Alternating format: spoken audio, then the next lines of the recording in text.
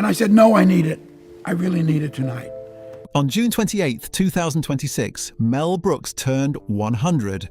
Everyone celebrated. The tributes poured in. The retrospectives stacked up. The culture finally called him a visionary. I want to apologize to the Duke and the Duchess and Prince Philip for the American Revolution. But here's what they didn't tell you. Becoming fearless has a price.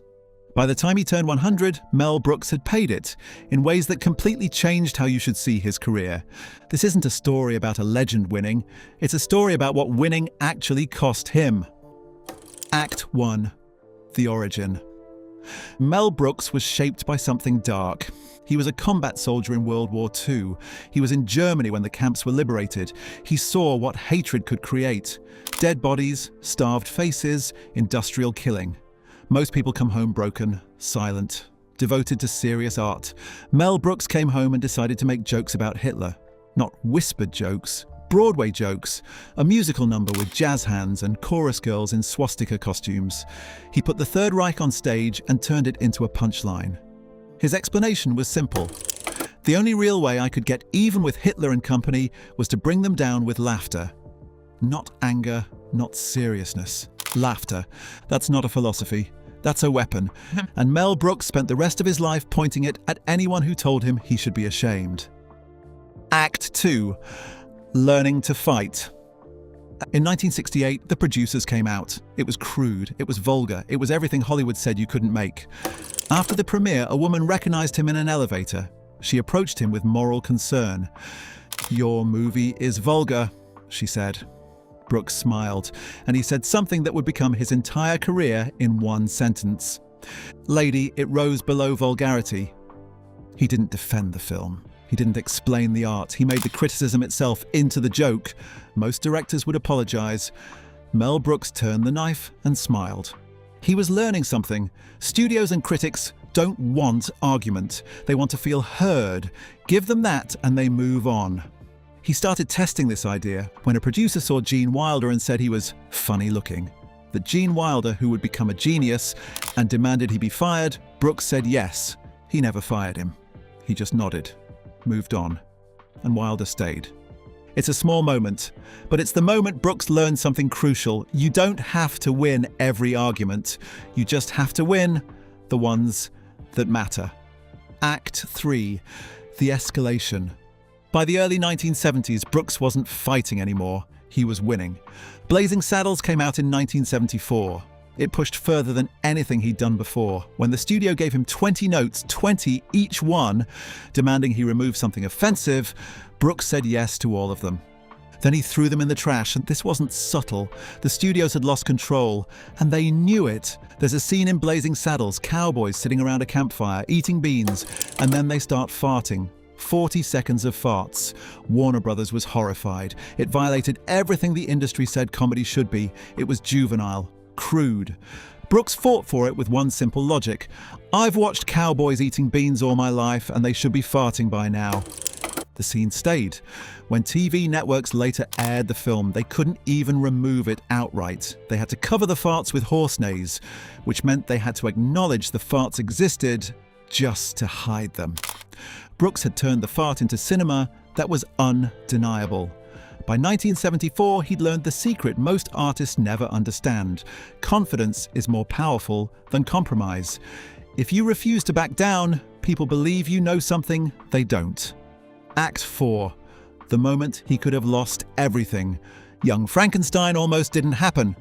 Brooks wanted black and white. This was 1974. Color was everywhere. The idea of a major comedy in black and white was suicide. The studio said no.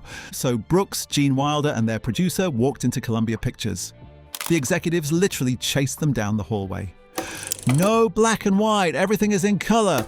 Peru just got color. It was absurd, it was desperate.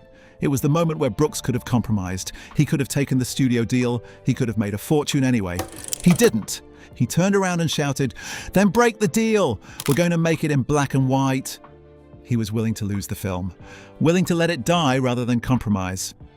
Columbia broke first, but here's what people don't talk about. This moment cost him something. It made him difficult. It made him someone studios started to fear. Fear is dangerous in Hollywood. It means the next time Brooks wants to make a movie, the studios are looking for ways to control him, to punish him. The film was shot in black and white. Brooks later called it the only perfect film I've made. But perfection has a price. The price was that Mel Brooks became untouchable. And untouchable also means alone. Act 5. The moment of clarity. In the 1950s, Brooks worked with Sid Caesar. Caesar was the star, Brooks was a writer. Caesar was arguably more talented than Brooks ever was, but Caesar made a choice. He stayed in television, he kept signing new contracts. Brooks went to Hollywood, he made movies. Years later, when Caesar's name had faded from public memory, Brooks said something cruel. He said, "The greatest talent in the world, and we have nothing. They didn't know his name." Then he said, "I went to Hollywood and made movies. I'm indelible. I'm forever. They know my name. And who thought I'd ever be more famous than Sid Caesar? But I am, not because of my talent, because of the medium." It's honest. It's also brutal.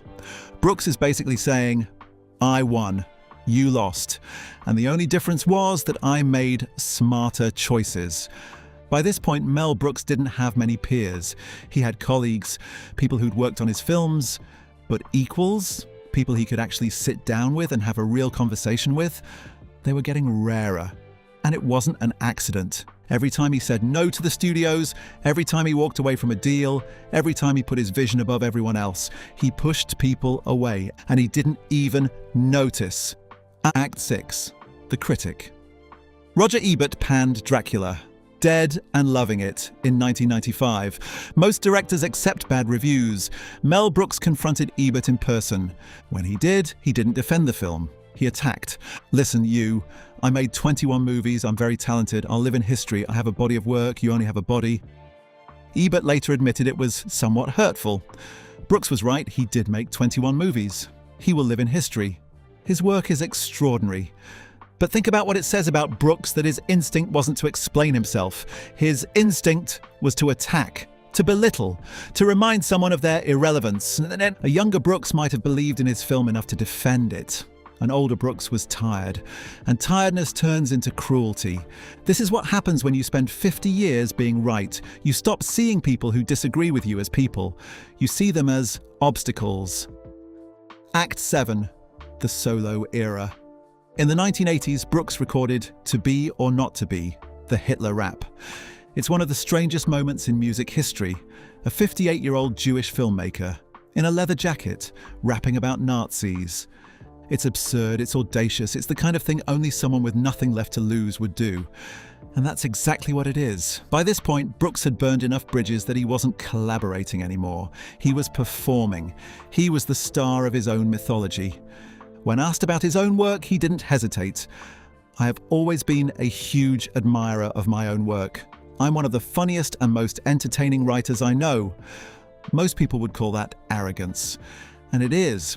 But it's the arrogance of someone with no one else to talk to, no peer to bounce ideas off, no equal to challenge him, just Mel Brooks, alone with his certainty, recording a hip-hop track about Hitler because he can. This is what isolation looks like.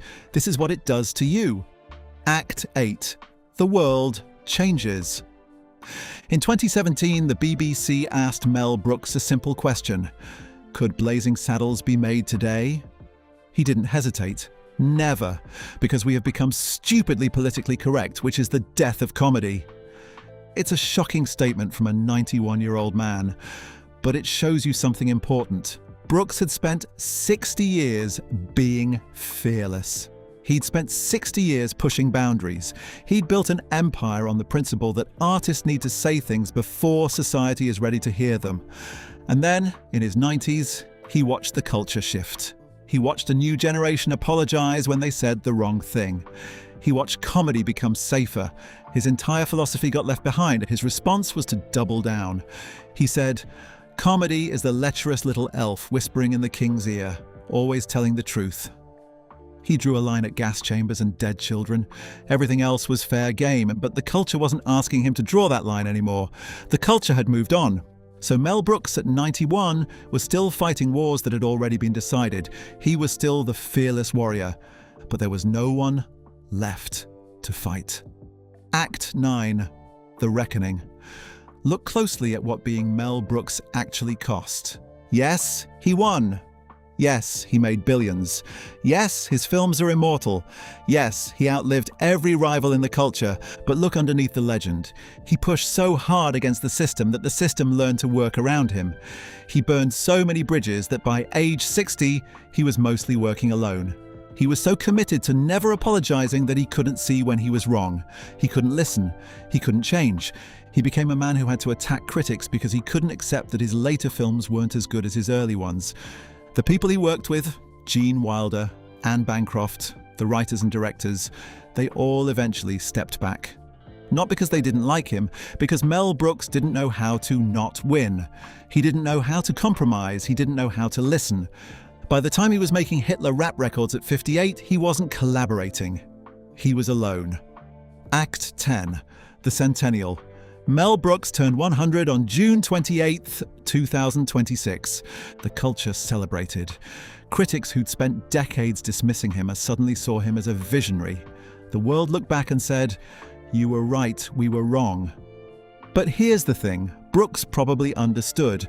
Being right doesn't feel good when you're alone. At 100, he had accomplished everything. The career, the legacy, the victory. But he also had a century of refusals, a century of saying no, a century of not apologizing. He was still the fearless warrior he was at 25. And that's either the greatest thing about him or the saddest thing about him. Maybe both. The story of Mel Brooks isn't a triumph. It's a trajectory. It's what happens when someone says, "I will never apologize," and then spends 60 years finding out what that costs. He changed cinema, he changed comedy, he won every battle. But if you look closely at the victory, you see a man who learned to fight and then forgot how to do anything else. A man who became so good at saying no that he couldn't say yes anymore. At 100, Mel Brooks is still telling the same jokes he told at 25. Still convinced that fearlessness is the only answer. Still refusing to apologize. Maybe that's exactly what it takes to be immortal in this industry. But there's a difference between being immortal and being alive. And after 100 years, Mel Brooks has proved he knows how to do one of those things perfectly. The question is whether he ever figured out how to do the other.